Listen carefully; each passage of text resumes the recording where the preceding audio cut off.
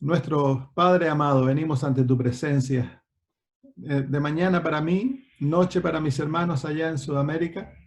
Elevamos nuestra voz ante tu presencia, Señor, para alabar tu nombre y agradecerte por tus bondades, por tu amor, por tu paciencia hacia nosotros. Gracias, Señor, por permitirnos estudiar tu palabra en libertad. Sabemos que esta libertad, Señor, algún día será quitada de nosotros. Pero Padre, venimos ante ti como niños, como estudiantes, Señor, porque somos ignorantes y necesitamos, Señor, que tu Espíritu Santo nos guíe a toda la verdad. Sin Él estamos en oscuridad, pero con tu Espíritu Santo, Señor, el gran profesor, Él nos llevará al entendimiento y pedimos que al abrir tu palabra, ella, Señor, nos ilumine, nos hable y que nos des una mente, Señor, capaz de entender y un corazón que esté dispuesto a guardar las cosas que aprendamos y a practicarlas y enseñárselas a otros. Gracias, Señor, por estar con nosotros en nuestro estudio, en el nombre de Jesús. Amén. Muy bien, vamos al libro de Lucas.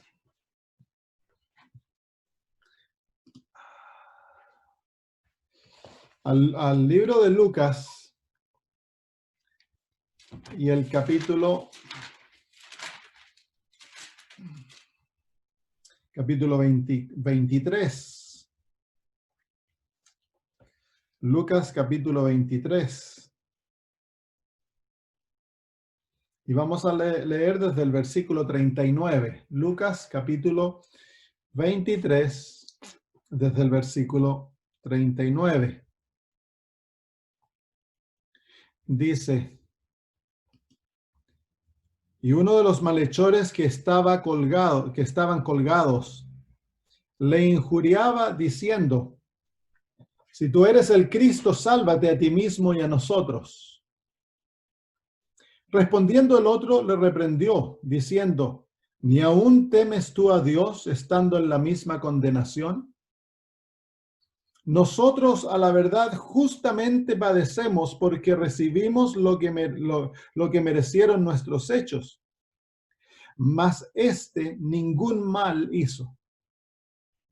Y dijo a Jesús: acuérdate de mí cuando vengas en tu reino. Entonces Jesús le dijo: de cierto te digo, hoy estarás conmigo en el paraíso. Cuando era como la hora sexta, hubo tinieblas sobre toda la tierra hasta la hora novena. Vemos aquí en esta experiencia que ocurrió cuando Cristo estaba crucificado, habían dos ladrones, uno a su derecha y otro a la izquierda. Ambos le injuriaban. El apóstol Mateo dice de que ambos le injuriaban. Luego uno de ellos se vuelve a Jesús y le pide que se recuerde de él cuando venga en su reino. Ahora, ese ladrón fue salvo en ese mismo momento. En la 1ª hora, en la 1ª hora, en el 59 minutos, 59 segundos, ese ladrón se salvó. Ahora, ¿cómo es posible de que un hombre que desperdició su vida, no tan solo desperdició su vida, sino que le hizo mal a muchas personas, un criminal, un rebelde, vivió en antagonismo contra Dios toda su vida, hermanos, en el último segundo de su vida, es salvo? Y más aún, para los ojos humanos, ese hombre siguió siendo un criminal rebelde digno de la cruz. Para Dios, ese hombre llegó a ser un santo digno de su reino, su propio hijo. ¿Qué fue lo que ocurrió? ¿Cómo es posible que Dios pueda tratar así a uno que no lo merecía? ¿Y qué es lo que ocurre en el momento que Cristo le dice esas palabras: de cierto te digo hoy que estarás conmigo en el paraíso? ¿Qué es lo que ocurre detrás de las escenas? Y eso es lo que vamos a estudiar hoy y la próxima la próxima lección en cuanto a la justificación por la fe. Hay otra historia en Lucas capítulo 18. Lucas capítulo 18.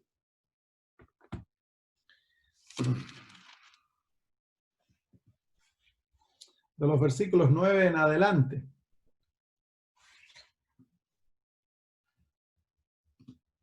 Dice, a unos que confiaban en sí mismos, Lucas 18:9, como justos y menospreciaban a los otros, dijo también esta parábola.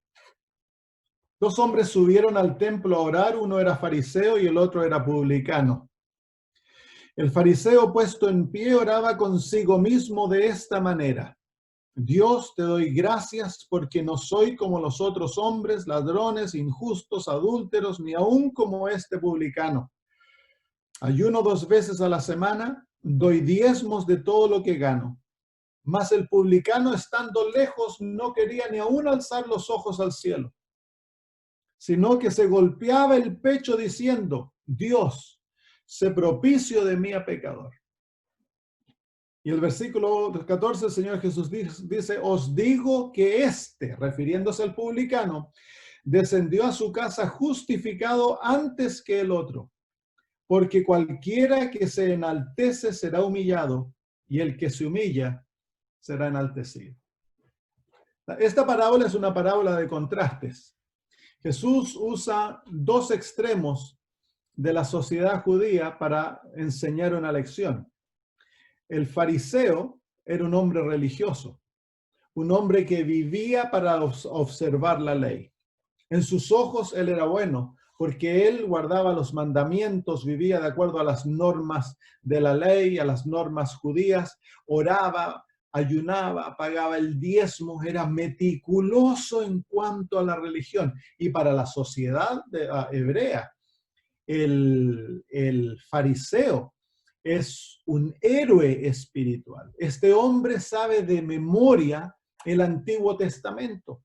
Ha sido entrenado desde chiquitito en las cosas de la religión. Y eran meticulosos. Ellos eran los conservadores de la religión de Israel.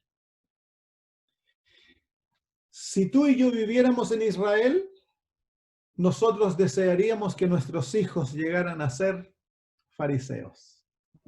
Porque ellos son los grandes, ellos se paran a orar en las esquinas cuando llega la hora de dar ofrendas, ellos dan ofrendas grandes, están siempre envueltos en la religión, su vida es la religión. En el otro lado, en el contraste, en el otro extremo tenemos al publicano. El publicano es el perro de la sociedad judía, considerado peor que un cerdo, porque el publicano es un hombre que se ha vendido para cooperar con los romanos y él le saca los impuestos a su pueblo y carga usura para él poder vivir de aquello. Así que él es odiado en la sociedad hebrea. Y ambos vienen al templo a orar. En los ojos y en los oídos de aquellos que están escuchando la parábola, para ellos es claro que Dios escucha al fariseo y Dios rechaza al publicano. Pero Jesús termina la parábola con algo que debe haber causado un terremoto en el pensamiento de aquellos. En el versículo 14 dice, os digo que refiriéndose al publicano, descendió a su casa justificado antes que el otro. Entonces, ante los ojos de Dios, el que es acepto por Dios es el publicano y el que es rechazado es el fariseo. Esta es la única vez que Jesús usa la palabra justificado, que es una palabra teológica, que se refiere a la manera que un ser humano es acepto ante Dios. Así que, hermanos míos, en los ojos Jesús le dice a los que le escuchan, le dice, las prostitutas y los publicanos van antes que vosotros al reino de Dios. Los malos son aceptos por Dios y los que parecen buenos son rechazados. El joven rico en Marcos capítulo 10, el joven rico, tenemos esta historia también que es vislumbrante. Marcos capítulo 10 dice, al salir él para seguir su camino, versículo 17. Versículo 17 dice, al salir él para seguir su camino, vino uno corriendo, hincando la rodilla delante de él, le preguntó, Maestro bueno, ¿qué haré para heredar la vida eterna? Esa es la pregunta más valiosa que alguien puede hacerse. ¿Qué he de hacer? Y luego dice, Jesús le dijo, ¿por qué me llamas bueno? Ninguno hay bueno, sino solo uno, Dios. Nosotros ya hemos estudiado estos versículos. Los mandamientos sabes, no adulteres, no mates, no hurtes, no digas falso testimonio, no defraudes, honra a tu padre y a tu madre. Él entonces respondiendo dijo, Maestro, todo esto lo he guardado desde mi juventud. Este es un joven que nos encuentra los viernes de noche bailando en las discotecas.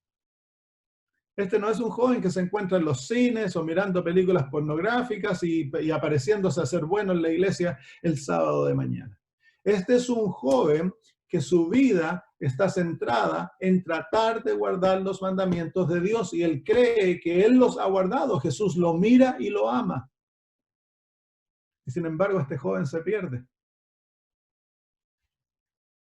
Dice entonces Jesús mirándole le amó y le dijo, una cosa te falta, anda, vende todo lo que tienes y dalo a los pobres y tendrás tesoro en el cielo y ven y sígueme tomando tu cruz. Versículo 22 dijo, pero él afligido por estas palabras se fue triste porque tenía muchas posesiones. Entonces Jesús mirando alrededor dijo a sus discípulos, cuán difícilmente entrarán en el reino de Dios los que tienen riquezas. Los que tienen riquezas espirituales y riquezas físicas si las aman. Entonces, hermanos míos, aquí vemos este contraste increíble que existe que el Señor Jesús nos muestra tan claramente el pecador, el que sabe que es malo, las prostitutas, los publicanos, aquellos que saben su maldad y que no tienen nada que ofrecerle a Dios. Cuando vienen ante Dios y se golpean el pecho y dicen, perdóname, Señor, o dicen, sé misericordioso a mí, son aceptos ante Dios. Y el bueno, el que vive por la religión, el que trata de hacer lo bueno y tiene confianza en sus obras, no es acepto por Dios. Entonces nosotros nos debemos hacer la pregunta, que es una pregunta muy importante. ¿Cuál es la base? ¿Cuáles son las condiciones para que Dios nos acepte? ¿No les parece? Es una pregunta importantísima. Porque muchas veces, hermanos míos, así como los fariseos, y la hermana White dice que nosotros, los adventistas del séptimo día, somos los fariseos modernos. Muchas veces nosotros se nos ha dado a entender, llegamos a creer que nosotros somos aceptos por aquellas cosas que nosotros hacemos. En el libro de Mateo, el Señor Jesús nos muestra cuál es la base, cuáles las demandas divinas para que Dios nos acepte. En el Mateo capítulo 5, en las bienaventuranzas, el Señor Jesús dice, el versículo 8, dice, bienaventurados los limpios de corazón, porque ellos verán a Dios. Bienaventurados los limpios de corazón, porque ellos verán a Dios. Y entonces la pregunta es, ¿cuán limpios de corazón tenemos que ser? Y en el versículo 48, el Señor Jesús dice esto, nos pone el patrón por el cual nosotros somos juzgados. Dice, sed pues vosotros perfectos, como vuestro Padre que está en los cielos es perfecto. Así, ¿cuál es ¿Cuál es la condición para ser aceptos ante Dios? Nosotros debemos tener un corazón puro. ¿Cuán puro? Debe ser perfectamente puro. Debemos tener la perfección divina si queremos ser aceptos por Dios. Vamos al libro de primera Pedro. El apóstol aquí también nos da la comparación de otro aspecto de la vida espiritual que nosotros debemos poseer. Primera de Pedro,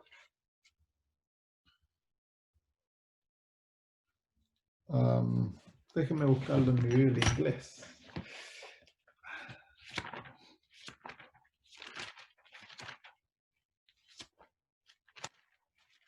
Primera de Pedro, capítulo 1, y el versículo 15 y 16. Dice así. Primera de Pedro, capítulo 1, versículos 15 y 16. Sino como aquel que os llamó es santo, sed también vosotros santos en toda vuestra manera de vivir, porque escrito está, sed santos, porque yo soy santo. ¿Cuán santos debemos ser? Tan santos como Él es santo. En otras palabras, cualquier forma de vivir que no llega a la perfección divina, ya sea en santidad, ya sea en pureza y en tantos aspectos de la vida cristiana, cualquier forma de vivir que llegue corta, que no alcance lo que Dios demanda de nosotros, entonces Dios no nos puede aceptar. ¿Por qué? Porque imagínense, hermanos, que nosotros lleguemos a ser 99.9% perfectos y queda 0.01% de imperfección en nuestras vidas. ¿Qué ocurriría si nosotros llegáramos al cielo así? Destruiríamos el cielo porque ese 0.01% de imperfección es pecado y el pecado crecería y dominaría nuevamente. Entonces Dios no nos puede hacer perfectos, no nos puede aceptar imperfectos. Ahora yo les hago la pregunta, ¿hay alguno perfecto entre nosotros? ¿Puede la imperfección producir perfección? ¿Puede el pecado producir santidad? ¿Puede la impureza producir pureza? ¿Podemos sacar agua limpia de un río sucio? ¿De un manantial sucio? ¿Podemos sacar perfección de algo que es imperfecto? Es imposible, hermanos. Lo que Dios demanda de nosotros es imposible para nosotros dárselo. Pero Dios no puede minimizar sus demandas, porque al minimizar sus demandas, al disminuirlas para hacernos aceptos ante Él pondría en peligro el universo. Entonces Dios se encuentra en una situación muy difícil. ¿Cómo puede Él salvar al ser humano que es pecador, malo, imperfecto, como ese ladrón en la cruz, como el publicano, como las prostitutas? ¿Cómo puede Dios salvarnos? Y hacer que nosotros cumplamos sus demandas. Es algo que solo Dios podría hacer. Y ahí es donde se encuentra la gran experiencia de la justificación por la fe. Vamos entonces al libro de Efesios ahora. Ahora vamos a ver cómo el Señor lo da. Efesios capítulo 2. Lo estudiamos este versículo para entender la manera que Dios nos salva y la manera que nosotros recibimos la salvación. Capítulo 2, versículos 8 y 9 del libro de Efesios. Espero que no se les haya olvidado, porque ya estudiamos la gracia, estudiamos esas tres palabras, la salvación, la gracia y la fe. Dice el versículo 8 y versículo 9, porque por gracia sois salvos por medio de la fe, y esto no de vosotros. ¿Entendieron eso? Esto no de vosotros, esto no es algo que nosotros producimos. Esto no es algo que nosotros le podemos otorgar a Dios. No es de vosotros. Dice, porque es don de Dios. Es un regalo de Dios. No por obras, para que nadie se gloríe. Entonces ahí el apóstol Pablo claramente nos define la experiencia de la salvación, cómo Dios la otorga, cómo Dios la recibe y cómo nosotros la recibimos y cuáles son las condiciones para entrar en esta experiencia. Y la condición es de que tú y yo debemos recibirla por fe sin pretender que Dios nos salva porque hay algo bueno en nosotros. Porque de alguna manera nosotros la hemos merecido. He ahí el error fatal del fariseo. El apóstol Pablo, ¿se acuerdan del apóstol Mateo? Dijo en el capítulo 18 que Jesús dijo esta parábola para aquellos que confiaban en sí mismos que ellos eran justos. Entonces, ¿por qué creía el fariseo que él era justo? Él creía que era justo, ¿por qué? Él creía que era justo porque él pagaba el diezmo, y él iba a la sinagoga, y él guardaba el sábado, y él vivía una experiencia estricta de religiosidad. Él se consideraba justo por sus obras. Y Dios no lo puede aceptar. Dios lo rechaza. ¿Por qué? Porque tú y yo no tenemos nada que darle a Jehová.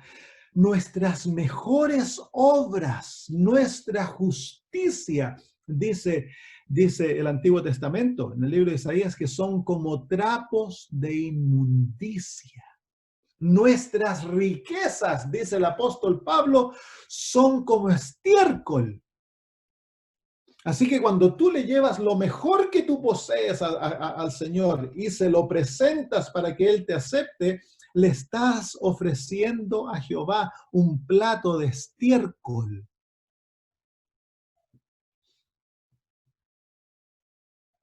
Es por eso que en el libro de Mateo el Señor Jesús pone la primera condición, la primera experiencia que como hijos de Dios debemos tener, como pecadores debemos tener.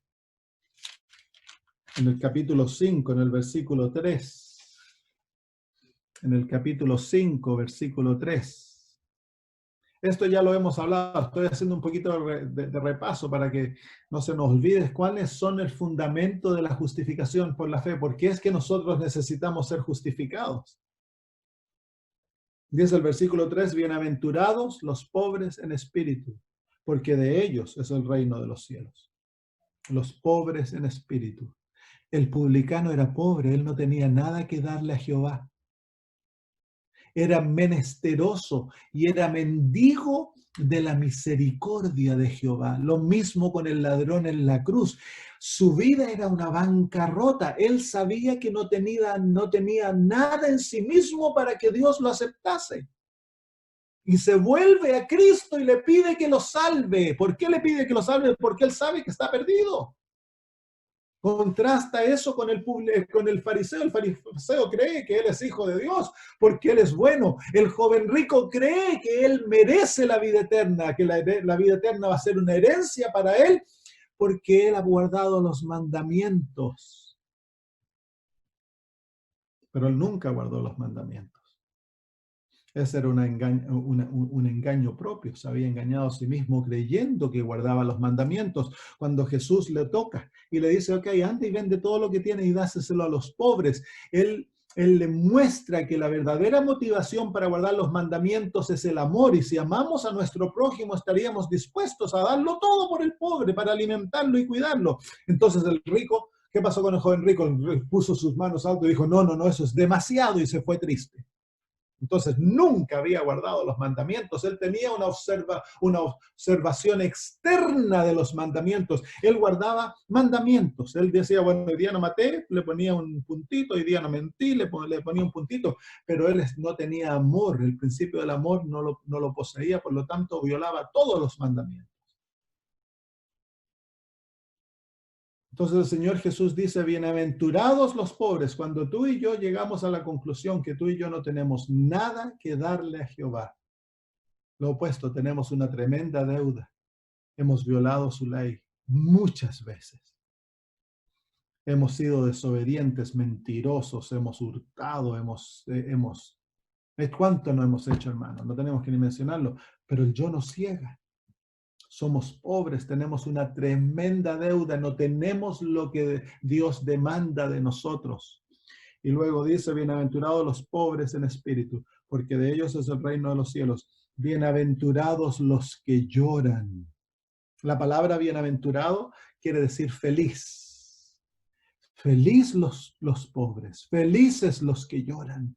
¿Por qué lloran? Porque ellos serán consolados. Lloran por su situación, como el publicano, como el ladrón en la cruz. Están desesperados porque ellos se dan cuenta que no tienen nada que ofrecerle a Jehová. Bienaventurados cuando tú llegas al punto en el cual eres convicto de tu situación espiritual y te das cuenta que no tienes nada que ofrecerle a Jehová. Eso es lo que nosotros llamamos el arrepentimiento. Cuando el Espíritu Santo nos convence de nuestra verdadera realidad. Tristemente, hermanos míos, hoy en día el verdadero arrepentimiento es una experiencia muy rara. Se entra a la iglesia por una aceptación mental de ciertas doctrinas. Sí, en el caso de nuestra iglesia, si una persona es católica y entonces acepta de que el sábado es el verdadero día de reposo, que el domingo es la marca de la bestia, si comenzamos a pagar diezmos y si aceptamos los 27 o 28 fundamentos de la iglesia, entonces la persona se la considera lista para ser bautizada. Pero eso no garantiza que la persona se haya arrepentido y que haya llegado al punto de considerarse totalmente menesteroso, que no tiene nada. Y tristemente, muchas veces somos bautizados, nos llegamos a ser adventistas, ocupamos posiciones y el corazón no ha sido transformado por la gracia divina. Y nos volvemos fariseos. Confiamos en nuestras propias obras, tenemos un orgullo espiritual porque somos adventistas y tenemos las profecías y tenemos el sábado y pagamos el diezmo y hacemos todas estas cosas, nos volvemos orgullosos espirituales y creemos que Dios nos acepta porque yo soy vegetariano o porque me visto de cierta manera y yo no miro películas y no hago esto, entonces ya nos consideramos mejores. El Señor Jesús dice, feliz aquel que sabe que es pobre y que no tiene nada que ofrecerle a Dios. Feliz por los que lloran por sus pecados y saben cuánto han quebrado la ley de Dios. Han sido convencidos por el Espíritu que ellos no tienen nada. Tercero, bienaventurados los mansos. Los humildes, en otras palabras, los que están dispuestos a confesar ante Dios el hecho de que ellos están vacíos. Y luego el versículo 5, sexto, bienaventurados los que tienen hambre y sed de justicia. ¿Cuál justicia? No la justicia propia, sino que una justicia externa para ser aceptos ante Dios. Porque el único que es acepto por Dios es el justo. ¿Cómo puedo yo llegar a ser justo cuando soy injusto? El apóstol Pablo nos dice en el libro de Romanos capítulo 3, en el versículo 10. Romanos capítulo 3, versículo 10. Vayan tomando nota para que revisen esto. Tienen que ser como los bereanos, hermanos. No porque el pastor de Australia está hablando, él sabe todo. No. Ustedes tienen que investigar por ustedes mismos. Romanos capítulo 3, versículo 10, como está escrito, no hay justo ni aún uno.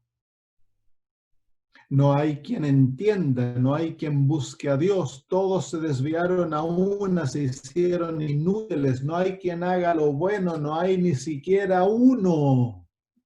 Sepulcro abierto su garganta, con su lengua engañan, veneno de áspides hay debajo de sus labios, su boca está llena de maldición y de amargura, sus pies se apresuran para derramar sangre, quebranto y desventura y en sus caminos, y no conocieron camino de paz. No hay temor de Dios delante de sus ojos. Esa es nuestra condición. No hay justo ni aún uno. Entonces, si los justos son aceptos ante Dios, ¿cómo puedo ser yo acepto ante Dios si yo soy injusto? ¿Y puede el injusto producir justicia? Imposible, hermanos. Miren lo que el apóstol Pablo nos dice en Gálatas. ¿Qué es lo que produce el corazón humano naturalmente? Los frutos de la carne. El apóstol habla aquí en capítulo 5. Los frutos, lo que la carne produce, lo que nosotros naturalmente producimos. Capítulo 5, versículo 17 del libro de Gálatas dice, porque el deseo de la carne es contra el espíritu y el del espíritu contra la carne, y estos se oponen entre sí para que no hagáis lo que quisierais. Pero si sois guiados por el espíritu, no estáis bajo la ley. Y manifiestas son las obras de la carne. Y mire ahora cuáles son las obras de la carne, que son, esto es lo que nosotros naturalmente producimos: adulterio, fornicación, inmundicia, lascivia, idolatría, hechicerías, enemistades, pleitos, celos, iras, contiendas, disensiones, herejías, envidias, homicidios, borracheras, orgías y cosas semejantes a estas, acerca de las cuales os amonesto, como ya os he dicho antes, que los que practican tales cosas no heredarán el reino de Dios. Eso es lo que nosotros somos. Entonces nos hacemos la pregunta, ¿cómo es posible entonces para mí ser justo ante Dios? Y en la Biblia hay dos tipos de justicia. El apóstol Pablo las presenta en el libro de Filipenses. Filipenses capítulo 3. Filipenses capítulo 3.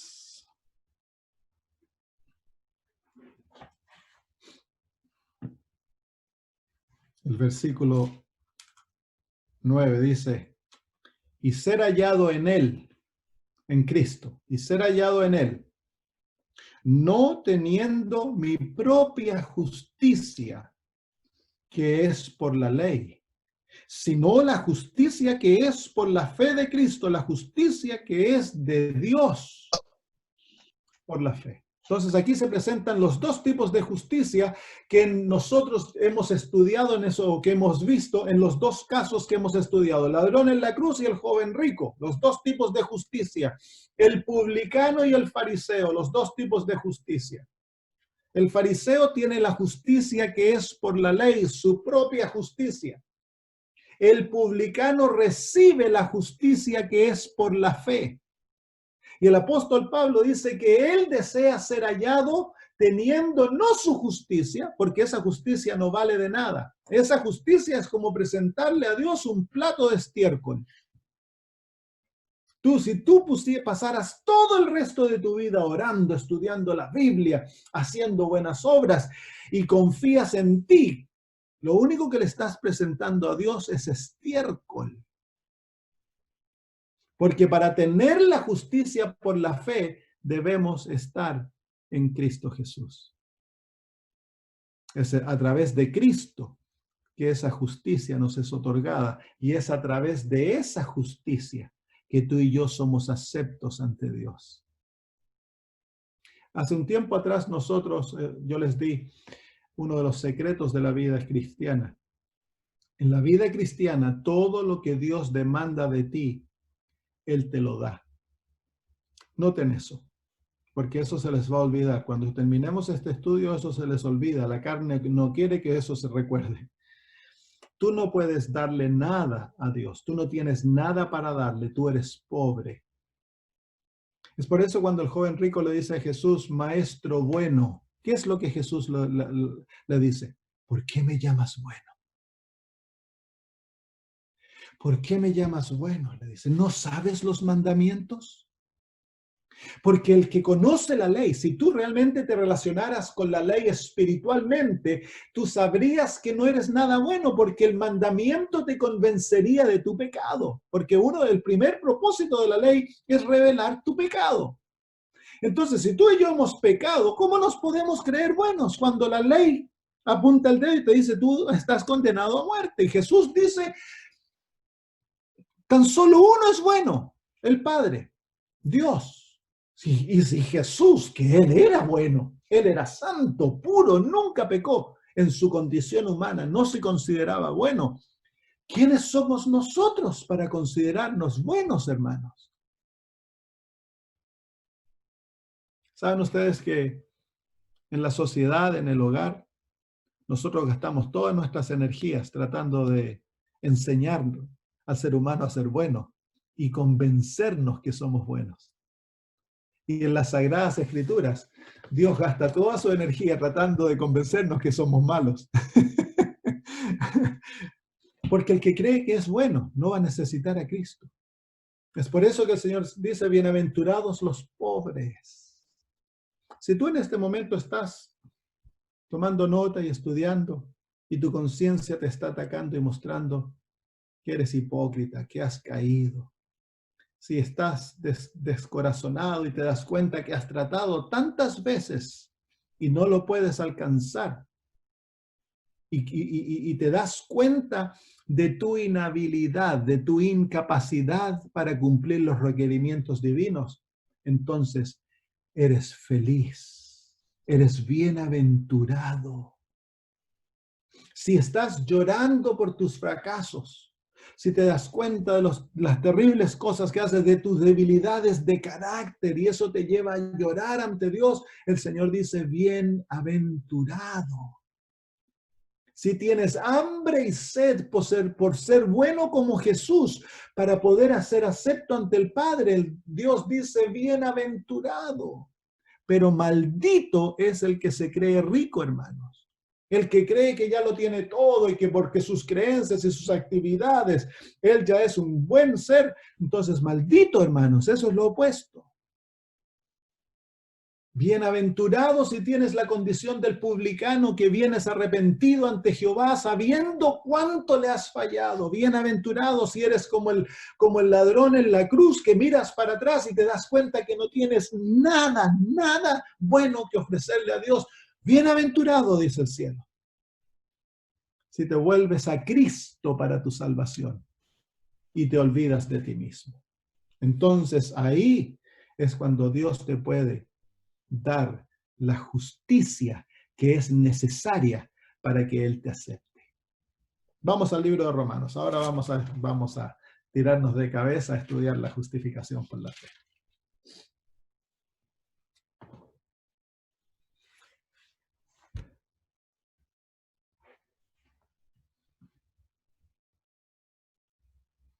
Y recuérdense, la hermana de White dice que la justificación por la fe es el mensaje del tercer ángel en verdad.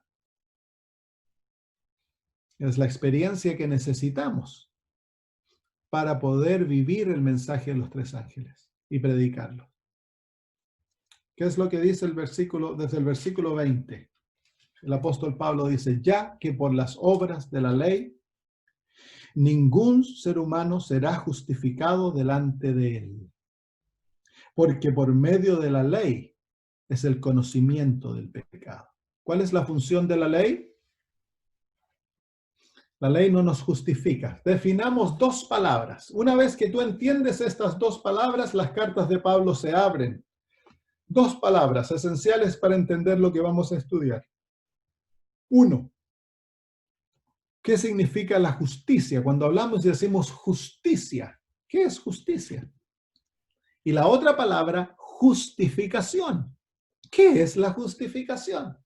Saben, como cuando hablamos acerca de la fe y de la gracia, estas son palabras que dentro de la iglesia las usamos todo el tiempo. Cada vez que vamos a la iglesia, conversamos, estamos hablando de la justificación por la fe, hermanos. Tenemos que ser justificados por la fe. Y hablamos de la gracia, somos salvos por gracia, por medio de la fe. Pero no entendemos lo que hablamos, porque se vuelven clichés. Palabras que usamos mucho sin entendimiento.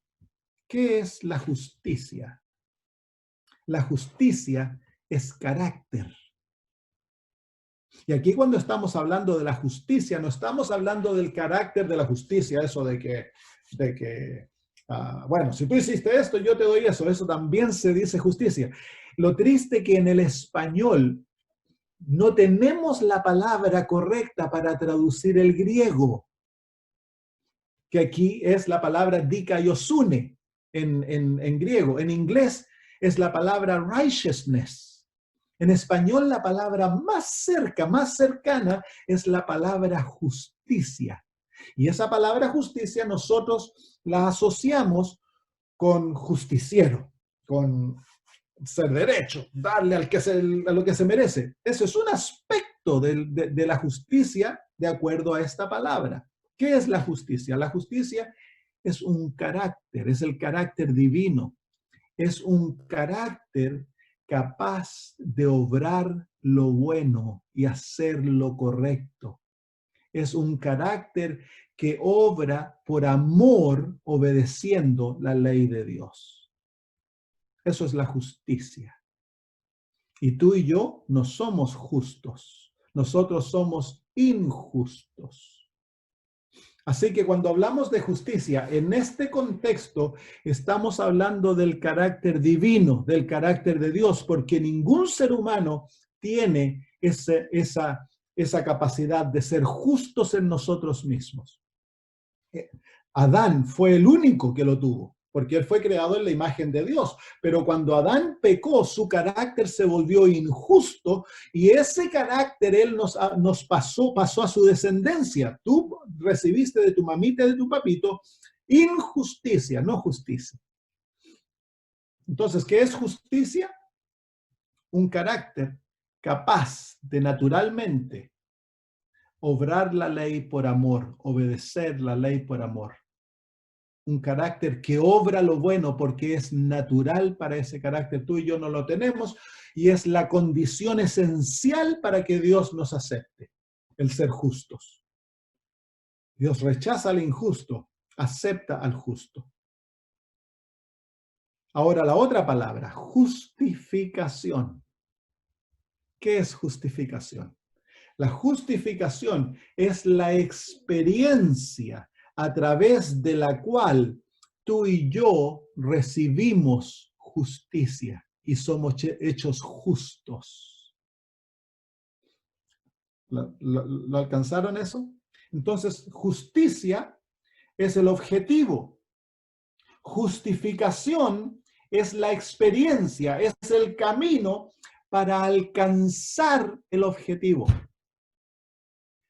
Tú no puedes ser justo a través de la ley. El apóstol Pablo ya lo dijo, porque por medio de la ley ningún ser humano será justificado, ningún ser humano recibirá justicia, ningún ser humano será hecho justo. No podemos ser, cuando tú eres malo y la ley te condena, no puedes ser justo, no puedes tener un carácter puro, santo, bueno, que obedece la ley de Dios naturalmente a través de la ley. No, eso es imposible. La ley no te hace justo. Necesitamos algo más y eso es la justificación. La justificación es la experiencia a través de la cual recibimos justicia y somos hechos justos ante Dios. ¿Está eso claro? ¿Sí o no? ¿Hay alguna pregunta? Quiero darle la oportunidad de hacer pregunta ahora, antes que veamos cómo el apóstol Pablo lo define. Una vez que ustedes tienen esos dos conceptos, ahora van a leer y va a ver cuán claro se les hace. ¿Qué es justicia? Carácter. Un carácter que es motivado por el amor y lleva a la obediencia a la ley de Dios. Un carácter que hace lo bueno naturalmente. ¿Qué es la justificación? el medio a través del cual nosotros recibimos aquella justicia, aquel carácter hermoso que nos hace justos y aceptos ante Jehová. Vamos entonces ahora al versículo 21 en adelante. Vamos a leer todos los versículos y luego vamos a volver y vamos a explicarlos, porque es aquí que el apóstol Pablo nos explica la experiencia de la justificación. Dice, pero ahora, aparte de la ley, se ha manifestado la justicia de Dios. ¿Qué es la justicia de Dios? Su carácter. Y dice, testificada por la ley y por los profetas. La justicia de Dios por medio de la fe en Cristo Jesús. Por todos, para todos los que creen en Él, porque no hay diferencia.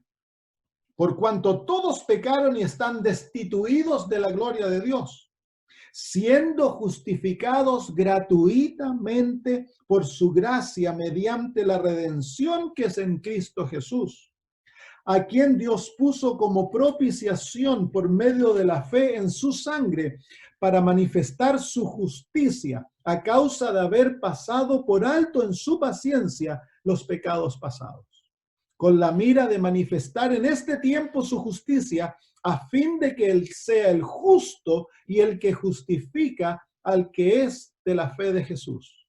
¿Dónde pues está la jactancia? Queda excluida. ¿Por cuál ley? ¿Por la de las obras? No, sino por la ley de la fe. Concluimos pues que el hombre es justificado por fe sin las obras de la ley. Vamos a dejarlo ahí. Y versículo 30, leamos hasta el 31. ¿Es Dios solamente Dios de los judíos? No. ¿No es también Dios de los gentiles? Ciertamente también de los gentiles. Porque Dios es uno y Él justificará por la fe a los de la circuncisión y por medio de la fe a los de la incircuncisión. Luego, por la fe invalidamos la ley. En ninguna manera, sino que confirmamos la ley. Entonces aquí el apóstol Pablo nos ha mostrado claramente cuál es el camino de la justificación. ¿Y qué es la justificación? La experiencia a través de la cual recibimos justicia.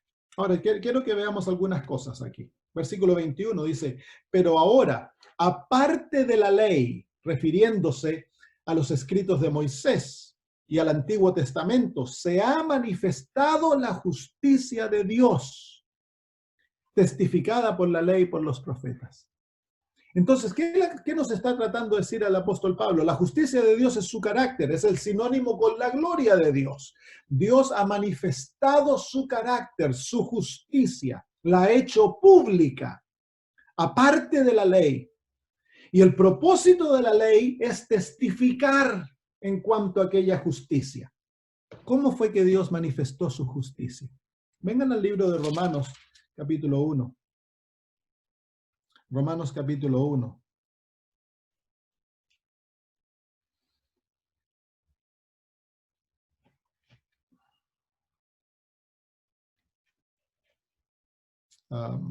Déjeme ir a mi Biblia en inglés nuevamente.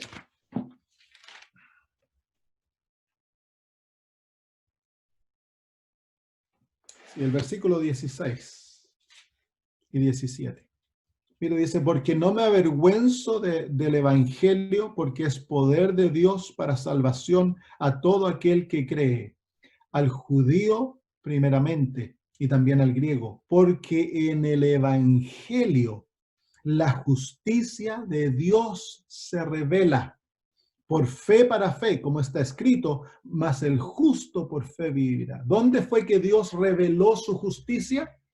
La manifestó, la hizo pública en el evangelio. ¿Y qué es el evangelio? Es la encarnación, la vida, la muerte de Cristo Jesús, su resurrección, su ministerio en los cielos, su segunda venida. Que entonces en el evangelio se revela la justicia de Dios en la vida de Cristo.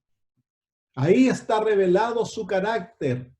¿Cuál es el carácter de Cristo? ¿Cuál es el carácter divino? Anda y mira a Cristo Jesús desde desde ¿cómo se llama? Desde que nació hasta su muerte, ahí está revelado el carácter de Dios, su justicia. Si quieres saber cómo Dios es, ahí está. La paciencia, la ternura, la lealtad, la obediencia, la pureza, la santidad, el amor, la misericordia de Cristo Jesús. Todas esas cosas que ves en las enseñanzas, en las acciones de Jesús, nos muestran el carácter de Dios. Entonces, ¿y cuál es el propósito de hacer el carácter de Dios público? Uno, es para que lo conozcamos. Y dos, es para que deseemos ser como Cristo Jesús. ¿No te pasa que cuando lees los evangelios, nace en ti y dices, qué distinto soy a Cristo? ¿Cuánto anhelaría tener su paciencia, su humildad, su caridad? Ese es el propósito. Dios está creando en ti el hambre y la sed de su justicia, de ser como Él. Entonces, el propósito de la Biblia es testificar de aquella justicia. El propósito de la vida de Jesús es revelar el carácter de Dios en su perfección. ¿Con qué propósito? Para que tú anheles llegar a ser como Él. Y te des cuenta de que tú no posees aquella justicia. Contrástate con Cristo Jesús. Si eres orgulloso, anda y pasa una hora a los pies de la cruz cada día y te garantizo que en una semana tu orgullo va a estar destruido.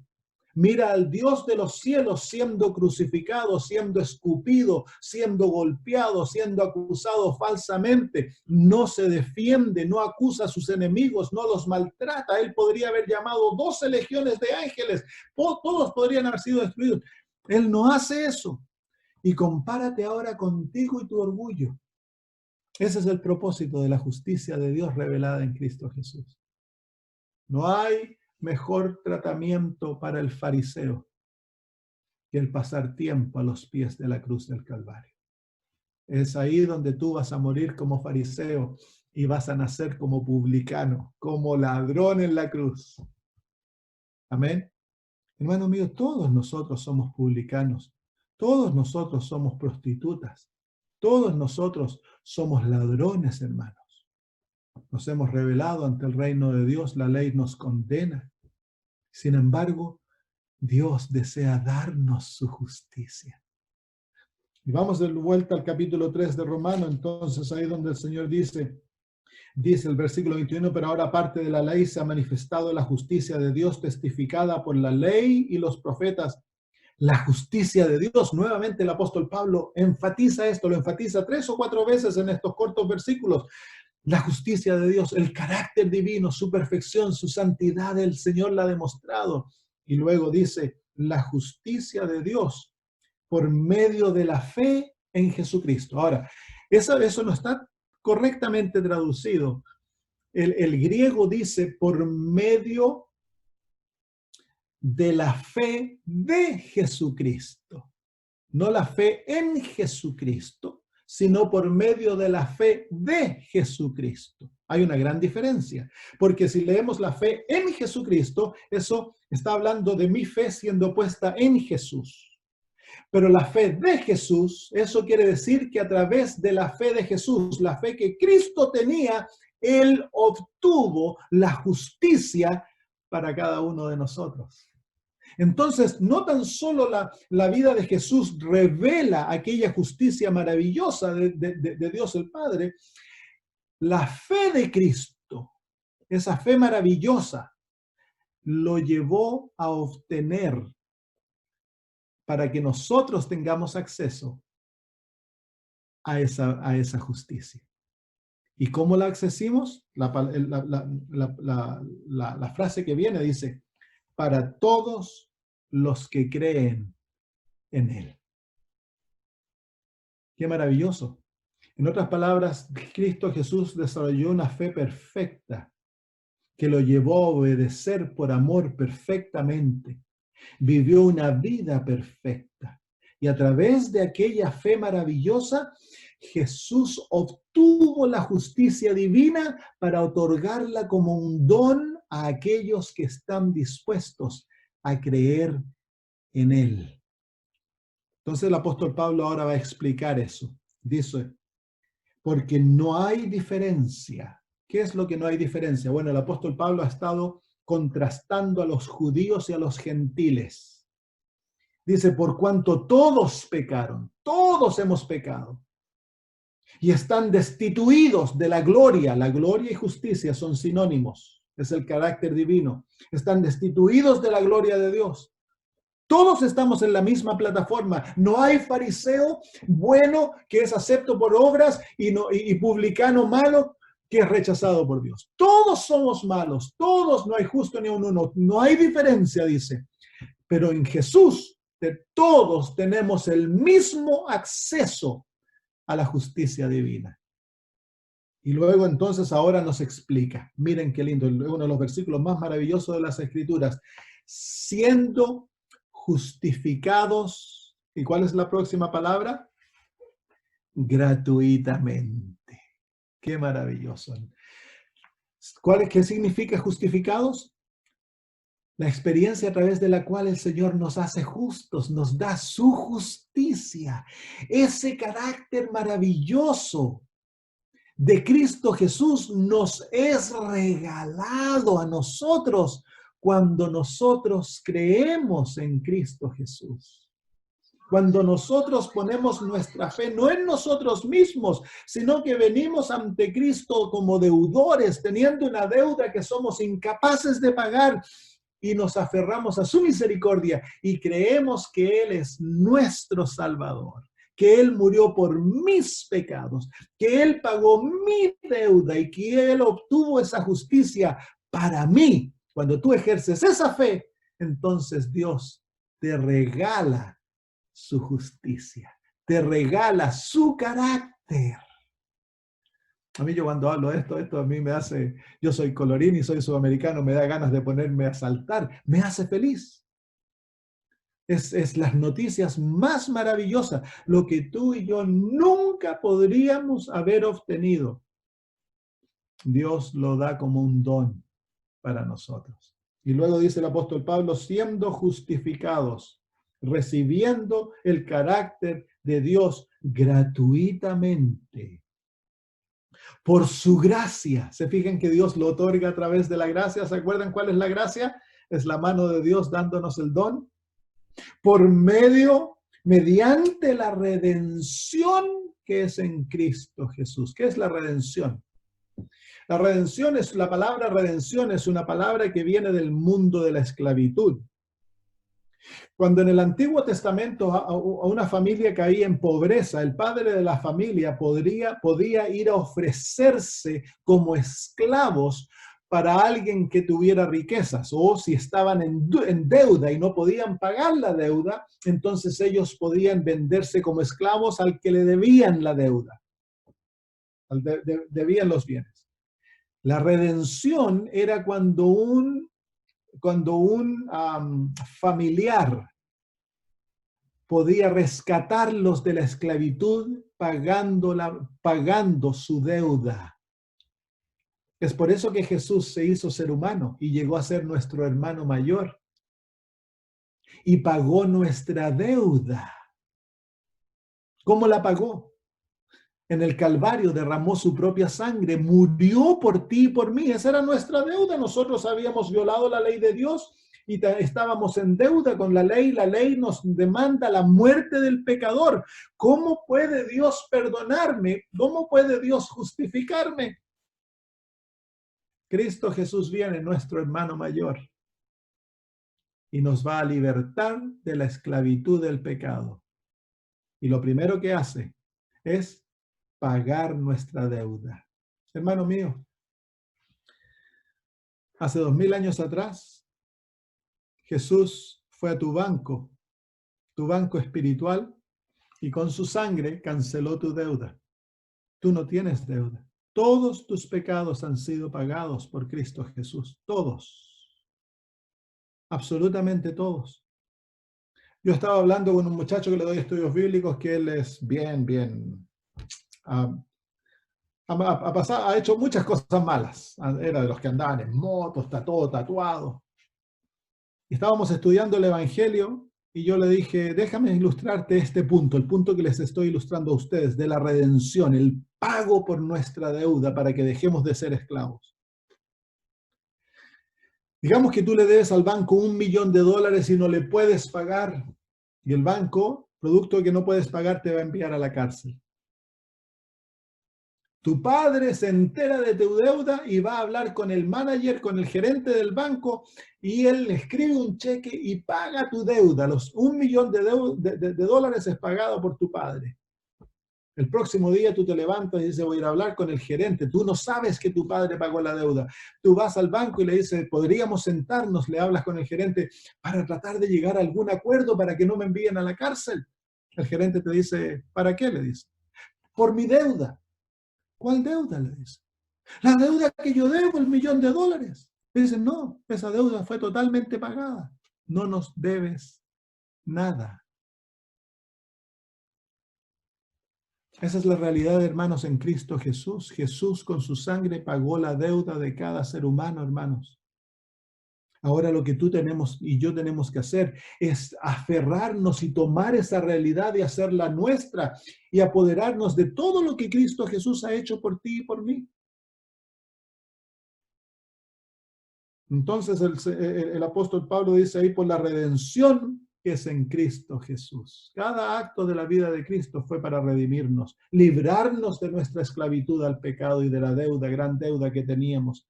Tú y yo ya hemos sido reconciliados con el Padre, la raza humana entera ha sido reconciliada con el Padre, pero tristemente hay muchos que no desean esa reconciliación.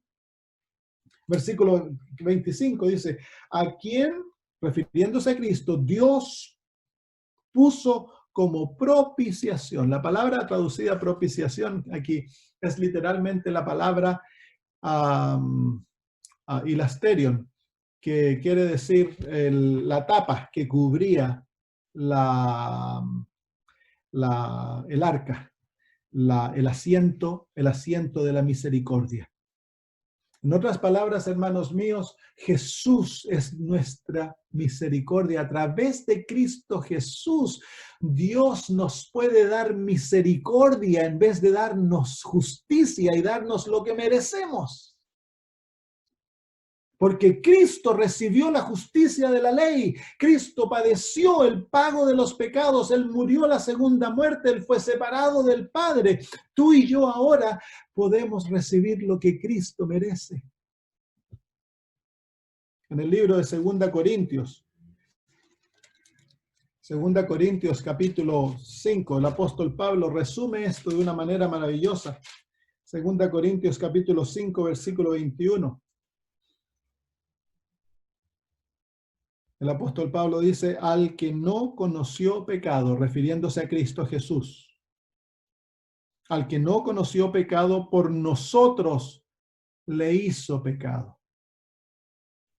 Para que nosotros fuésemos hechos, miren ahora, justicia de Dios en él.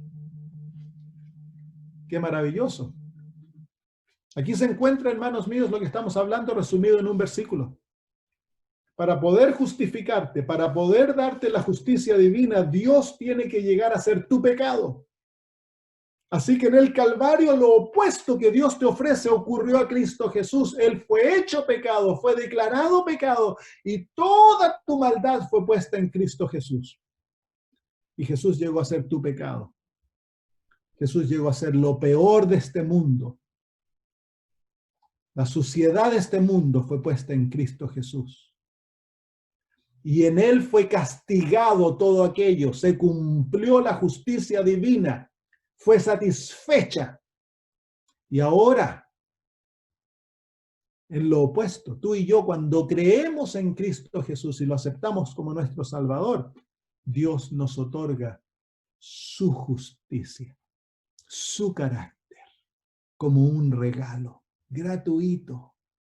Lo que era imposible para nosotros obtener, Dios lo otorga como un don. Miren, si vamos al versículo 26, dice, con la mira de manifestar en este tiempo su justicia, a fin de que Él sea el justo, refiriéndose a Dios el Padre, y el que justifica al que es de la fe de Jesús. ¿Cómo es posible que Dios sea justo cuando Él perdona y trata con bondad y trata al pecador, al impío, al ladrón, a la prostituta, al publicano? Los trata como hijos suyos. ¿Cómo es eso? ¿Ese es un Dios justo? ¿Cómo puede ser, cómo Dios puede permanecer justo cuando Él justifica al impío? Es por lo que Cristo Jesús hizo en la cruz, hermanos. Cristo Jesús es tu sustituto. Él se volvió tú. Y en la cruz, tú fuiste castigado. Tus pecados ya fueron tratados. Si Dios el Padre no te justificara, Él ahora sería injusto. Cuando Dios justifica al impío, Dios es justo porque está cumpliendo la justicia que se llevó a cabo en el Calvario.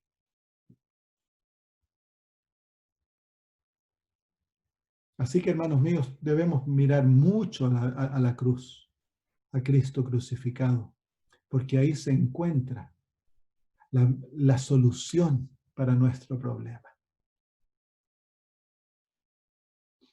Ahora, ¿qué ocurre? Vamos al versículo 28 y luego les voy a mostrar qué ocurre cuando somos justificados. Y con eso terminamos. Hoy día nos hemos extendido. Versículo 28. Concluimos pues que el hombre es justificado por la fe, sin las obras de la ley.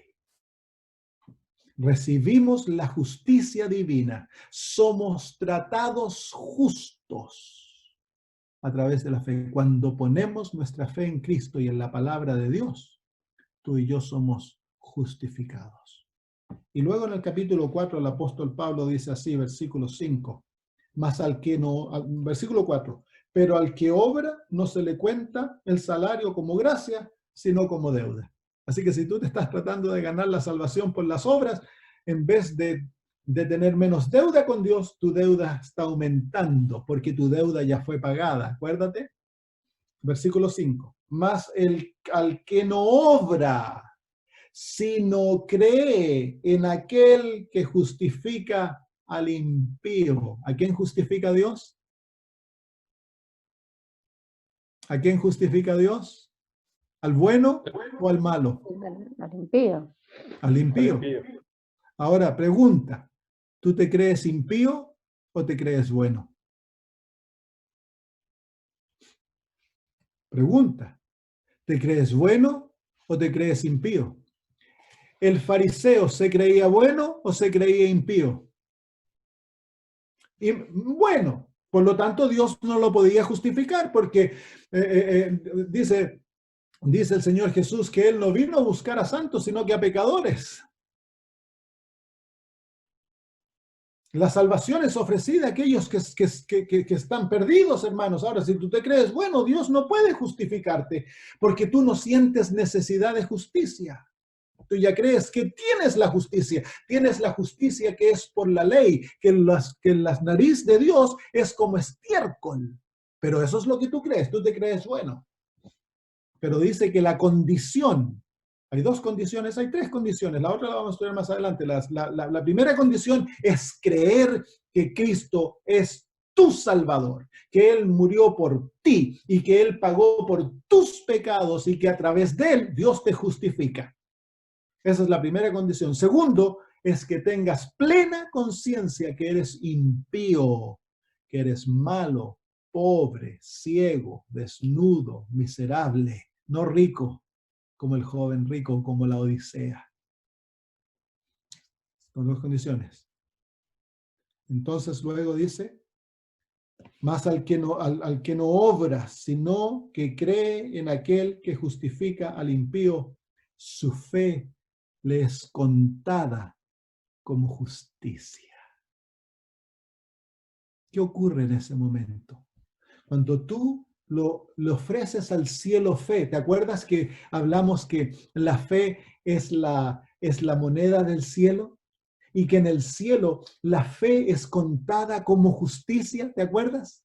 Aquí es donde ocurre, cuando tú pones tu fe en Cristo Jesús y crees en Él, en plena conciencia de cuán falto eres. Cuando vienes así, el cielo cuenta tu fe en el cielo como que fuera justicia y Dios te la atribuye como justicia. Eso es lo que llamamos justificación, cuando Dios atribuye justicia. ¿Y cuál justicia te atribuye? Su justicia. ¿Cuánto de su justicia te atribuye? Toda su justicia. A través del don de la justificación, en un instante, el ladrón en la cruz llega a ser santo ante los ojos de Dios, digno de ser llamado hijo de Dios y de entrar ante el trono de Dios. En un instante, ¿cuánto le tomó al ladrón en la cruz ser salvo? Así, hermanos, el momento que el ladrón en la cruz confesó que él era impío y puso su fe en Jesús y pidió ser salvo, en ese mismo momento él fue justificado. Dios, el Padre, contó su fe como justicia. Todos sus pecados fueron perdonados, limpios. Y Dios le otorgó su justicia. En otras palabras, ahora el ladrón no aparece como ladrón. Ahora el ladrón tiene el carácter de Cristo, el mismo carácter de Dios. Dios lo mira y dice, mírenlo, es perfecto. Él nunca ha pecado. Lo amo como amo a mi hijo. Por lo tanto, es heredero de mi reino. En un instante, cuando se recibe la justicia de Dios por fe, la justificación. Es tan sencillo, hermanos. Entonces, eso es la justificación. La vamos a seguir estudiando. La próxima semana vamos a ver qué efecto tuvo en la vida de Abraham. En el capítulo 4 se nos presenta a Abraham como ejemplo. Ahora ya se nos pasó el tiempo. ¿Hay alguna pregunta? Y la santificación y la redención o la glorificación son las experiencias a través de las cuales Dios nos da su justicia y nos hace justos. En la justificación, Dios te otorga como un don toda su justicia, te la implanta, pero tan solo Él puede verla, nadie más la ve. Dios te declara justo a través de su palabra. Ante el cielo, dice la hermana de White, que Dios declara al impío justo. Entonces, en ese momento, Dios te ha otorgado todo su carácter como un don y Él te trata que tú eres como Él, como Jesús, que eres perfecto, santo, puro, como Cristo Jesús. Y te imputa esa justicia a Él y te trata que tú viviste la vida de Cristo. A través de la santificación, Dios ahora te va a enseñar a vivir esa justicia que Él te ha otorgado como un don, para vivirla en la vida diaria, en cada aspecto de la vida. Entonces la santificación es la aplicación de la justificación. Bien. Entonces yo lo hago de esta manera. La justificación es un regalo bien grande que Dios te da y adentro tiene muchos regalitos chicos. Él te otorga la justificación, el regalo entero es tuyo, ya lo tienes. El ladrón tuvo todo el carácter de Dios y fue acepto inmediatamente por Dios y fue salvo. Murió salvo, contento el ladrón. Nada le hacía falta. La santificación no añade nada a la justificación. ¿Qué es la santificación? La santificación es cuando se abre el regalo y Dios dice, ok, tú tienes problema con el orgullo y busca dentro del regalito y aquí le dice, aquí está la victoria de Cristo sobre el orgullo. Vamos a aplicar esas victorias a tu vida ahora. Tienes problema con tu genio. Señor, busca el regalito y dice, aquí ya está la victoria de Cristo sobre el genio. Aquí vamos a aprender a vivirla. Eso es la santificación. Es la aplicación práctica a la vida cotidiana de la justificación para que ahora lo que Dios ve tan solo por sus ojos llegue a ser visible para todo ser humano. Eso es, se habla de las obras, es la vida cotidiana viviéndola en la imagen de Jesús. Perfecto. Una vida de Claro. obediencia, una vida de amor, una vida de compasión, una vida de lealtad total a Dios. Eso es lo que la santificación te va a enseñar. Yo a veces no uso los términos teológicos, hermanos, porque los términos teológicos han sido corrompidos y han sido cargados de significados falsos a veces. Entonces yo trato de usar términos lo más sencillo posible para que nosotros nos refiramos a estas experiencias, nos relacionemos con estas experiencias de una manera nueva para poder concebirlas, porque si usamos los términos teológicos que por tantos años hemos debatido y entrado en problemas, los liberales exaltan la justificación al costo de la santificación. Los conservadores exaltan la santificación al costo de la justificación. No se puede hacer eso. Ambas van juntas, trabajan juntas, ambas se necesitan. Son dos caras de la misma experiencia, es la misma moneda. La moneda es la justicia de Dios, la justificación es un lado, la santificación es la otra. ¿Puedes tener una moneda tan solo con una cara? Imposible. Es lo mismo con la justicia por fe. Necesitamos ambas caras, justificación y santificación. Ahora estamos hablando de la justificación porque estamos explicándola. En unos temas más vamos a hablar de la santificación para entenderla y poder relacionarla a la experiencia. Muy bien, espero hermanos que lo que estamos aprendiendo, nuestra confianza de la salvación se encuentra en la justificación. La justificación es el pasaporte para el cielo. La santificación es la preparación para el cielo. Podríamos ponerlo de eso. Así que si tú te aferras a Cristo Jesús como aquel publicano, si vienes a Él consciente de tus pecados, tus debilidades, tus faltas, tus fallas, no dejen que eso te separe de Cristo. Eso es la excusa para venir a Cristo, hermanos. Donde sobreabundó el pecado, sobreabundó la gracia, dice el apóstol Pablo. Así que si tienes problemas en tu vida, debilidades, pecados, no trates de arreglarlos tú. Ven a Cristo, creyendo que Él murió por ti, ya los pagó y te ofrece su justicia gratuitamente. Entonces, Dios te perdona inmediatamente, te da su justicia y te trata como que nunca hubieras pecado. Imagínate, ante el Dios del cielo apareces perfecto, puro, santo. Y ahora Dios dice, ok, hijo, ahora te voy a enseñar a caminar. La justificación es como nacer. La santificación es el crecimiento en la vida cristiana. Entonces, alégrate en la victoria de Jesús. Cuando leas la vida de Cristo, míralo de esta perspectiva. Todo lo que Él hace, todo lo que Él dice, todas sus victorias, toda su fidelidad, toda su fe, toda su obediencia, Dios te la ha otorgado a ti como un regalo. Es como que tú lo hubieras vivido. Ante el cielo apareces perfecto, puro, santo, hermanos. Entonces, si mueres esta noche y mueres en Cristo Jesús, ¿hay alguna preocupación?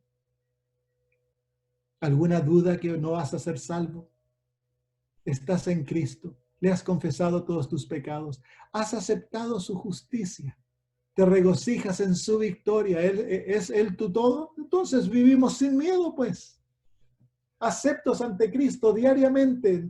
El Padre nos llama sus hijos y nos ha dado su Espíritu Santo como prueba que somos sus hijos. Es todo por fe y gracia, hermanos míos, alabado sea su nombre, ¿no les parece? Amén. A los papitos, quiero enseñarles algo. A los que tienen hijos.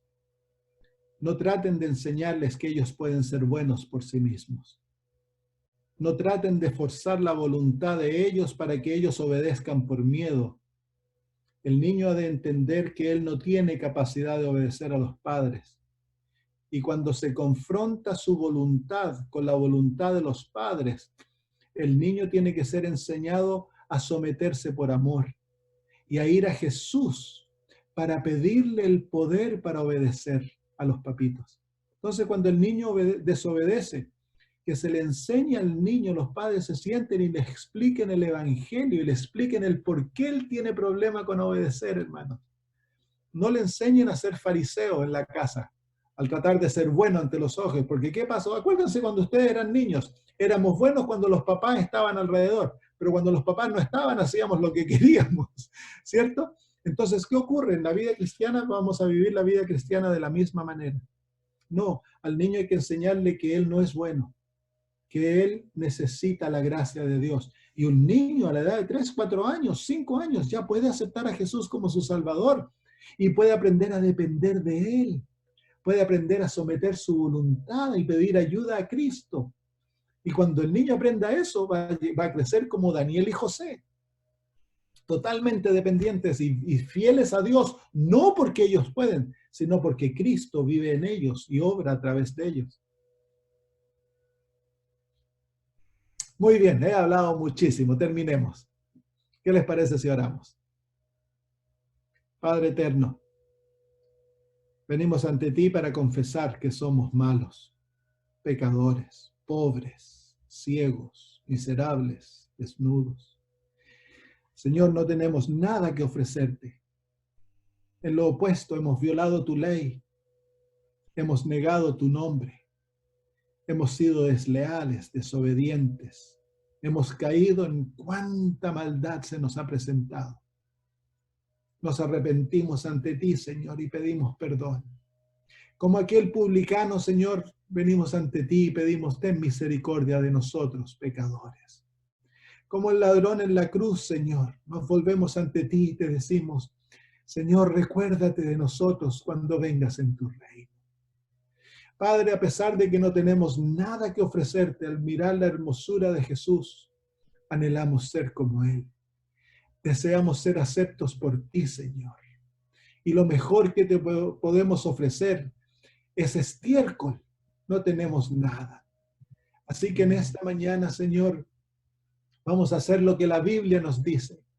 Creemos que Jesús es nuestro Salvador.